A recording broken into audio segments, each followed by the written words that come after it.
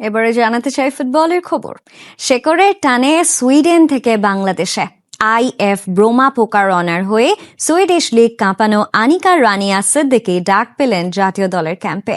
28 জানুয়ারি থেকে অনুশীলনে যোগ দিচ্ছেন তিনি। যমুনা টেলিভিশনকে নিশ্চিত করেছেন হেড কোচ পিটার বাটলার। বুধবার দেখাও করেছেন হেড কোচের সঙ্গে। অনুশীলনে কোচের মন জয় করতে পারলে নিশ্চিতভাবেই ঢুকে যাবেন মিশন অস্ট্রেলিয়ার প্লেইং লিস্টে।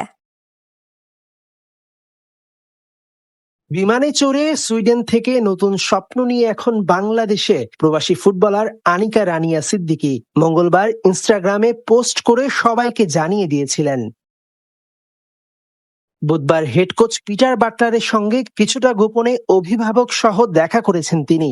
সাক্ষাৎ শেষে বাসায় নিয়ে গেছেন সুখবর। 28 জানুয়ারি তাকে জাতীয় দলের ক্যাম্পে যোগ দিতে বলেছেন হেড কোচ। যমুনা টেলিভিশনকে হোয়াটসঅ্যাপে নিশ্চিত করেছেন পিটার বাটলার নিজেই।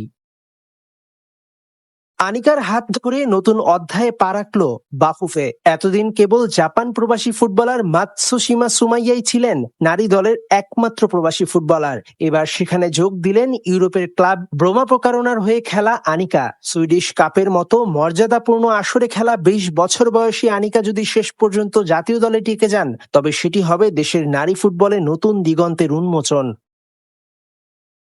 আপাতত ট্রেনিং সেশনে আনিকাকে বাজিয়ে দেখবেন হেড কোচ। কোচের মন জয় করলে মিলবে মিশন অস্ট্রেলিয়া যাবার টিকিট। আনিকার বাংলাদেশি পাসপোর্ট থাকায় ফিফার নিয়ম অনুযায়ী বাংলাদেশের হয়ে আন্তর্জাতিক ম্যাচ খেলার প্রক্রিয়া কিছুটা সহজ। আনিকার যা ফুটবল স্কিল তাতে বলাই যায় জাতীয় দলের হয়ে এশিয়ান কাপের মূল পর্বে খেলা তার সময়ের ব্যাপার মাত্র।